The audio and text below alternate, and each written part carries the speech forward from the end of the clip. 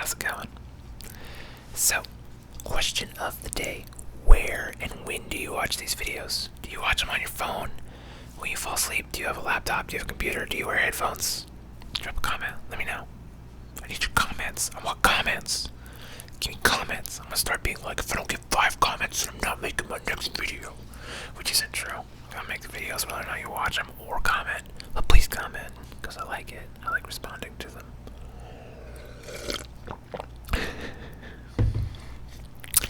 So, been thinking a lot about the thing I've mostly been thinking about is just wearing masks make me have to shave more often. Like, guys out there, like, how often are you shaving? Like, normally I shave like once every 2 weeks or so. And now I feel like I have to shave like every week, which I know is like, oh, every week, you know, because like baby face, like the hair just doesn't grow right here really. It just kind of grows in like a really crappy goatee and like a stupid mustache, which doesn't ever fill in. Like, I let it go for like 2 or 3 months and it did not look good. So I just cut it and shave it. I have long hair, and that makes up for it, so that way I can do this. This is what I would look like with a mustache.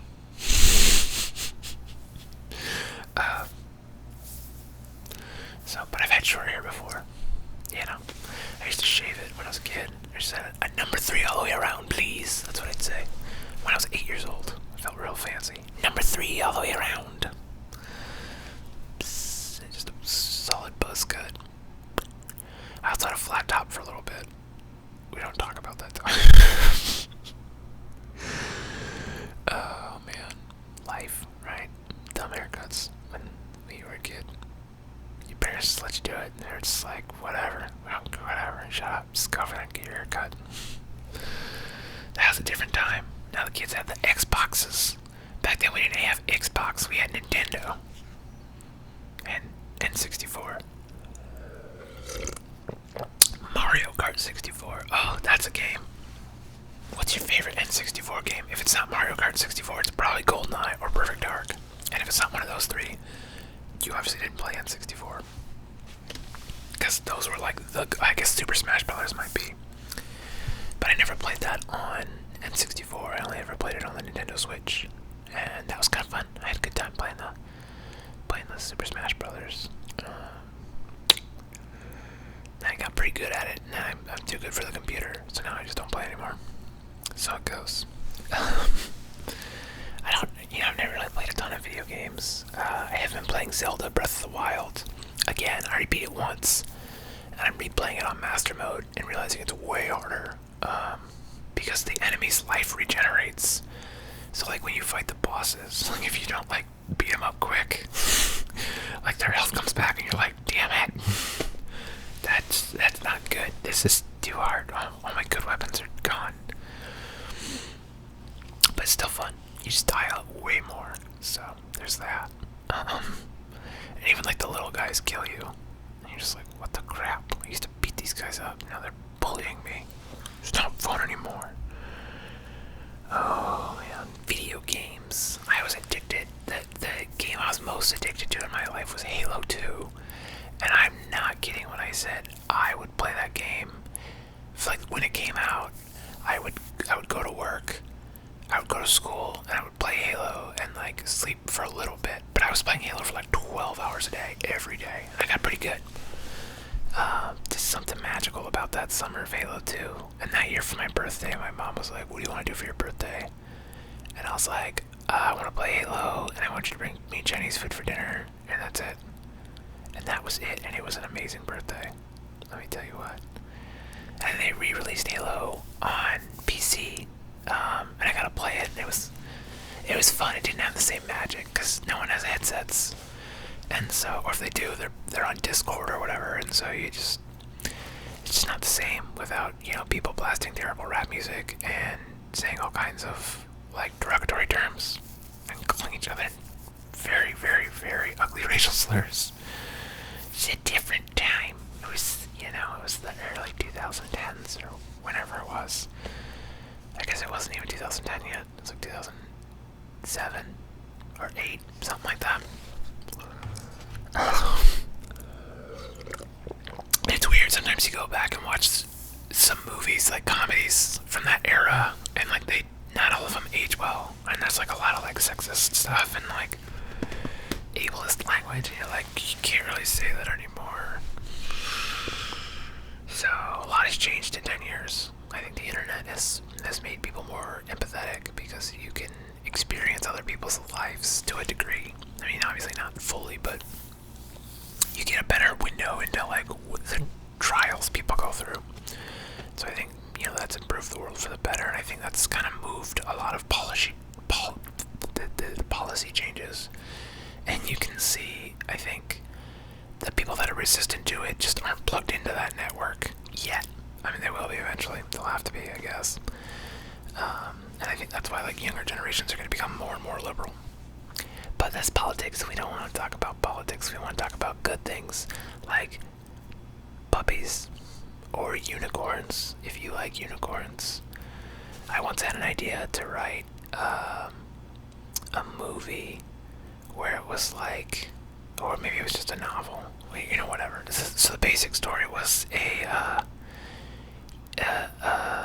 gangster who, like, I don't know if he was like breaking into like a witch's house or something, and she's like, I'm gonna turn you into a unicorn, because like to emasculate him essentially, and curses him, turns him into a unicorn, and then he like flees because the science wants to catch him because he can fly. He's a unicorn, right? So science gotta catch it and study the unicorn. So he flees off into the woods, and one day, like a young, like nerdy kid runs away from home, and the nerdy kid like finds the unicorn, and is like, "You're my best friend," and the gangbanger is just like, "No, that's no, and then the gangbanger unicorn teaches the nerdy kid to stick up for himself, and they have all kinds of misadventures that probably involved murder, realistically. So I don't know, I hadn't thought about that in a long time. I was gonna call it Jeffrey the Unicorn. And it reminded me of, there's like a graphic novel called Johnny the Homicidal Maniac that we used to love in high school, which I'm sure now is like terrible. I haven't seen it since, but the person who did that also made Invader Zim, if you've ever seen that one. So if you like Invader Zim, you'd probably like Johnny the Homicidal Maniac. It's a lot edgier, from memory, if memory serves correct. Very, very mall goth, hot topic-y kind of a thing. That's your stuff. But we liked it in high school, so, I mean, I don't know.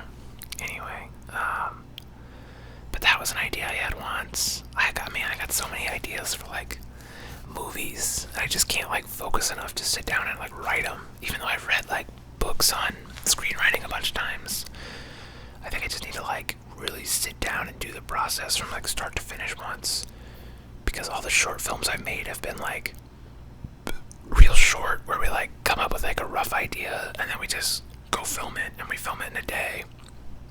And then I cut it together, like, a year later, and then put it out to little fanfare. So, I made, like, 2 or 3 like that. But I think I'd like to make more film. It's fun to do. It's just, like, really time-consuming, and, like, there's not a lot of reward in it unless you get good at it. And it's like, I'm okay at it. I'm, like, in that, like, level where, like, I'm not, like, the worst. Like, I can understand how to make a coherent film, and it's, like, mildly entertaining, but it's, like, not anything amazing. So it's just kind of in that weird, like, it's not, like, my first efforts, so I don't get, like, a lot of praise for, like, oh, you did a thing, because, like, oh, this is what I do for a living.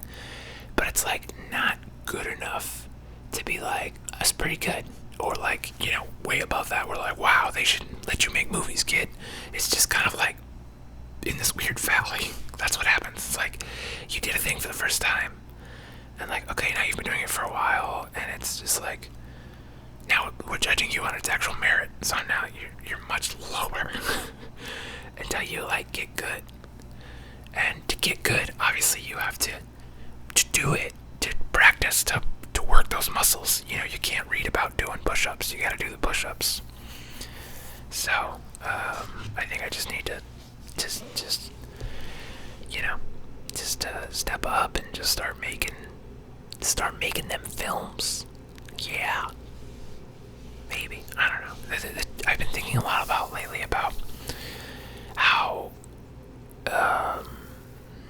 it's like it seems low effort to just like have like a podcast. You know, I was thinking about that. Like Kevin Smith is one of my favorite directors, and if you didn't know, he did Clerks, Mallrats.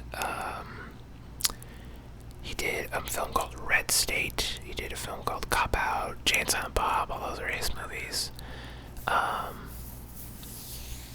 What else has he done that you might know of? Yeah, I mean, you either know Jay and Silent Bob or you don't. But Kevin Smith, look him up. He's great. He has a lot of good. Every year on his birthday, he does like a Q&A. And it's like people ask him a question and his answers will be like 20 minutes long with like these amazing stories, and he's very funny. And I don't know how rehearsed or off the cuff it is. It feels pretty genuine that it's kind of off the cuff because he can just talk. And he's a very well-spoken guy, although I think he does prep some stories ahead of time and then kind of steers the conversation the way he wants to tell the story that he had prepared. But he just has podcasts, like that's kind of his thing now, more is podcasts over like doing films. Although he still does release a film every couple years. But like podcasts, he was like one of the OG podcasts. He's been podcasting for like 10 plus years. So like right when it was like brand new and like not cool to be a podcaster, he was doing it. And I was always kind of like about it because I was like, I want to see your movies, like because I don't really care for podcasts. But he was just talking about how it's like so much easier and more fulfilling to like just sit down and talk. And I'm like, I totally get that now because this is what I do, and I love it, you know. And it's like, would you rather be like really valuable to a small group of people, or would you just rather be like that guy who makes movies that some people like a lot, but they're like not usually anybody's favorite movies? And you're like, that's got a point. Like, would you rather have like a die-hard small audience, or would you rather have like a large, mostly indifferent audience? And you're like, this point, and it's like a lot less effort to just sit down and talk. And you're like, well, if you can entertain people doing that, like, Godspeed, man. So, Godspeed me, I guess. ASMR, you're welcome. Although I guess that's the antithesis, because I'm putting people to sleep. So maybe that's not how that works. I don't know. I'm providing value. You're getting something out of it. There's an exchange here. I'm untangling my brain, having a vent for my anxious energy, and you folks are falling asleep or relaxing, or I don't know, maybe you listen to this like a podcast, which would be interesting, but whatever, man. I'm not here to judge. I'm just here to hang out and whisper stuff into your ears, or cell phone, or laptop, or tablet, or however you watch. It'd be interesting if people watch on TVs, like smart TVs. Like they have a smart TV and they put me on, and I'm on TV. What's up? I'm on TV. I've been on TV before. It's not that great. Oh boy, I've been in the newspaper too. Bragging time. Not for anything like super cool. I've just been like quoted, because I think when you live a freelance lifestyle and like reporters are like, I need someone's opinion on this, I'm like, I'm not doing anything. So I can like take a phone call pretty much most of the day, most days. So there's that. But where was I going with this? Yeah, so it's just like, is it better to do low effort things but like a lot of them, or is it better to do like big effort things less often?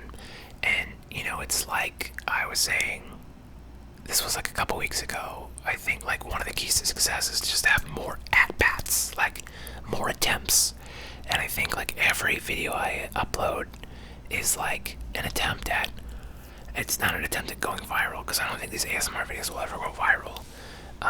But like, it's an attempt to start. It's a step towards building something, and eventually, if I make enough of these, and if the trend continues, where like every week it seems like we're grabbing one or two new people, and the view counts are getting a little higher, slowly but surely, and eventually you hit a tipping point and you get a lot more views, maybe. Or it goes the other way, and people just get bored of me and find somebody else, and it doesn't ever hit that critical mass it needs. But then maybe I, get a huge audience, and I'm like, okay, it's time to make that film. If I get 1,000 dedicated people, which I know I have like 1,500 subscribers, which, I don't even know how many of those are active. Probably less than half, if I had to guess. And let alone like how many of that half even watches my videos, it's probably half of that or less. So, especially because when you look back at my back catalog, there's like 400 some videos, and most of them are not talking videos, and that's pretty much all I'm doing right now is just talking videos. So I do want to get back into making more of the non-talking videos, but I'm still going to do these whisper videos every day, at least through November. But because I'm enjoying them, I'm sure I'm going to continue unless I have, something come up, but the goal is to do them every day in November. And I have the rest of November off. I don't have any work scheduled except for editing. And I have 2 jobs to edit. And then I have a doctor's appointment, and that's it for the rest of the month, which is like awesome and scary, because it's kind of scary to like not have a lot of work lined up. But it is cool that I just, invoiced for a bunch of jobs, and my side church gig is still paying me, and this is actually making some money, and the stock market's making some money, so I feel safe with my money now. And so now we're gonna push the YouTube game, and we're gonna give you guys and gals and others, is that the correct term? I don't know. I'm sorry if I offended anybody. So much more content. And just gonna have those at-bats, I got that whole tub of like stuff to make ASMR videos with, and we're gonna go out, we're gonna do it. We're gonna make the ASMR so much ASMR. I haven't said ASMR in forever. That's what I used to call it with my ex-girlfriend. We'd call it ASMR, and she hated it. But I was like, go make an ASMR video, babe. I don't know how people live with me sometimes, but maybe that's why I'm single right now. Maybe. I don't know. Anyway, so that's kind of my plan for the rest of the month is like, okay, I got a couple days, I got 5 days of work, maybe 6 days of work lined up in December already, which is cool, which that's like enough. If I have like 4 days of work, of like real work, that covers my expenses, so that's all I need. And I think on the average, I work a lot more than 4 days, but there's not always 4 real days. There's like a lot of like low cut jobs. Like when I do my church side job, it only pays, $14 an hour or something like that, and it's only for like 2 to 5 hours a week, or so it's like barely anything.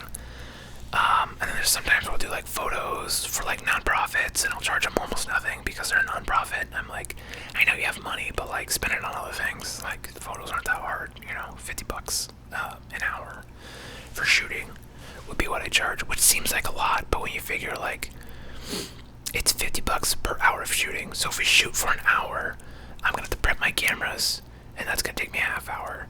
I'm going to have to drive to the location, which could be 5 minutes or it could be 20 minutes. I'm going to have to drive home, so, that's another half hour. So right there, that 1 hour of shooting is already 2 hours. I'm going to have to offload the footage, or the photos. I'll have to edit the photos, which will probably take as long to edit as it did to shoot. So for $50, it's like 4 hours of work. So conceivably, I should be charging them, a realistic rate would be more like $200 an hour. But, with nonprofits, I want good things to happen in my community, and I want them to spend their money on that stuff, so I charge way less, and also a lot of the nonprofit stuff is kind of fun to shoot, so it's a little more interesting. Usually, not always. So I shoot for a lot of art galleries, which they're cool clients because they give me like total autonomy. They give me like some notes of like, oh, do you think you can get some shots that show the space more? And you're like, yeah, cool. And then they just let me like, do I want to do weird stuff and put stuff in front of the lens? They're cool with it. They don't care. Like, here's an example. Football. This is a lens hood, if you didn't know. And the whole point of this is to reduce flares and add some contrast, which is probably basically imperceptible. But then if you just take like your cell phone, and we could get, you could get a photo. It works better on like a telephoto, but you get the idea. And we could just do weird stuff. And they're just like totally cool with it. They're like, yeah, whatever you want, whatever weird stuff you want to do, we're here for it. And I'm just like, yup, thanks. So that's fun. And sometimes those photos go like cool places like the newspaper or they've been in like magazines. I feel like this might be good ASMR. Just to like, you are my camera. I think I've seen that. Where people like brush the camera lens and stuff. I might have to do a video like that. Good camera. That's creepy. I don't know if I could do that. I also feel weird about my teeth. Because I don't have like the best looking teeth. So I'm just, if I see my teeth a lot, I'm just like, I don't really like my teeth. Anyway, that's a small complaint. I'm not that sensitive about it. Where was I going with that? I don't remember. I rambled myself off a cliff right there. That's what I should call this series, rambling myself off cliffs. I don't even know what I'm talking about anymore.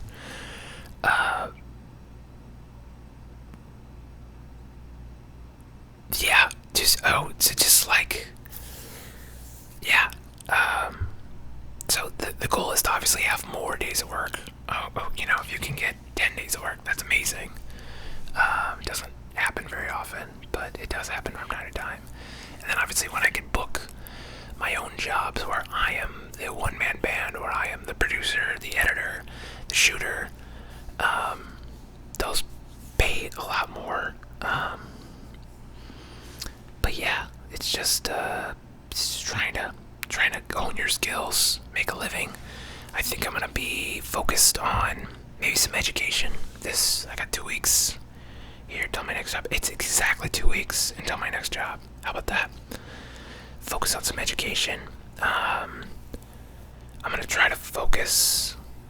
I don't know, like there's some good energy onto a lady friend. We'll see how that goes. I've mentioned a little bit here and there. We're kind of in this weird. She's going through a lot, so I'm trying to pump the brakes as much as possible. And like, life is long, but I've been a little over the top because that's my nervous energy has very few outlets right now, and I want to be the person who's helping her out. But I know that's not what she needs.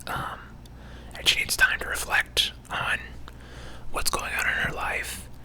And all I can do is really just put out like, I'm here for you. Like, what can I do for you? And if it's being back here, then that's where I'm at. Like, if you want me to come deliver you a hug, I will drive across town and do it right now. So, Ash, if you're watching this, I'll drive across town right now and come give you a big bear hug. No questions asked. And then I'll go right home, if that's what you want. So, yeah. That's where I'm at. She's a special girl. Anyway. Yeah, that's gonna be my plan for the next 2 weeks. I'm also thinking we might be doing another hour-long ramble. Gonna figure out something. Maybe it's ice rink stories that I could sit down and jot down some ice rink stories that I remember. Because I did mention that in my hockey rambling video, which is one of my best ramble videos. And I haven't quite figured out what makes some ramble videos do very well, and then other videos, like, not as well. Like some of these get like 50 views, and then some of them, like the hockey one got 300 views, and I'm like, what? That's amazing. If I could do more like 300 views every time, and the channel would probably build faster. Realistically, more views equals better. Although I made the mistake of looking at, I did like the you could see on YouTube, you can go to the studio and be like, how much money did you make from that video? And it's like, less than $1. And you're like, oh, that video's like 40 minutes long. And you're like, I made less than $1 an hour. Cool. But who knows? Maybe one day that'll have 300,000 views. And then I could be like, that was time well spent. But it was always time well spent because I enjoyed doing it. You know, I think it's a John Lennon quote. Is time you enjoy spending isn't wasted, or something like that. And that's kind of how I view life. Is like, I'm investing my time in activities that make me happy, either right now or for the long term. And when you invest, like any business person, you're gonna take L's sometime, but you're gonna have W's, and sometimes they're gonna be big W's. Like one of my white noise videos, I spent probably 2 or 3 hours making it. It has like almost 400,000 views now, which is like, and it's made like $1,000, which is just like, you're like, what? Like that's like 2 hours of work, you know, not even, and it was like, it's like an air conditioner, and that's it for 10 hours. You know, it's just like 500,000 views almost. Like, that's amazing. Like, what? Like, imagine doing that, you know? And that's, so that, like, going back towards my goal of, like, making a living, putting people to sleep. And, like, how do you accomplish that? And so, I think daily ASMR videos is a good building block to build something that gets me to that goal. And I know I'm gonna have to work on the distribution side of it and promote myself better, which I'm doing hashtags, I'm doing the thumbnails. I gotta learn how to do better thumbnails because I'm not that savvy at it, but I'll figure it out with enough practice. If I keep doing daily videos, you know, you get a shot every single day to make a new thumbnail. So there's that, and I'll get faster at it, and I'll get better at it, and I'll stop complaining that it's work that I don't enjoy doing, and I'll just shut up and do it because you folks deserve it.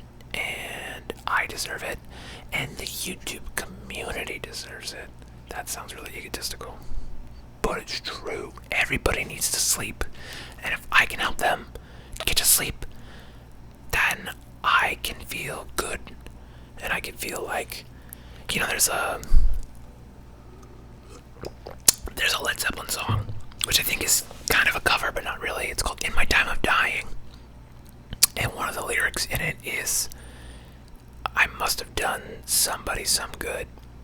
And I think about that a lot. It's like, we're gonna pull up the lyrics. Why not? Let's just pull them up. Oh, in my time of dying, lyrics. Oh, what? It didn't pull up the thing. Sometimes, you know, when Google does the autocomplete and you're like, yep, but then you click on the wrong one. Okay, let's see. Full lyrics. Lyrics genius. Oh man, this is a really good song. It's one of my favorite Led Zeppelin songs. In My Time of Dying. I think it's on Physical Graffiti. Is the album. Let's see.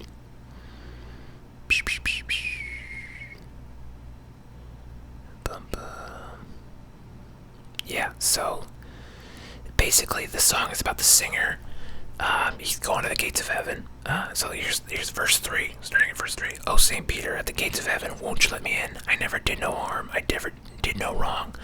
Oh, Gabriel, let me blow your horn, let me blow your horn. Oh, I never did no harm, did no harm. I've only been this young once, I never thought I'd do anybody no wrong. No, not once, oh no. Verse 4. Oh, I did somebody some good, yes, oh. Oh, did somebody some good, yeah. I must have did somebody some good, yeah. And so, it continues. Oh, I believe I did. I see the smiling faces. I know I must have left some traces.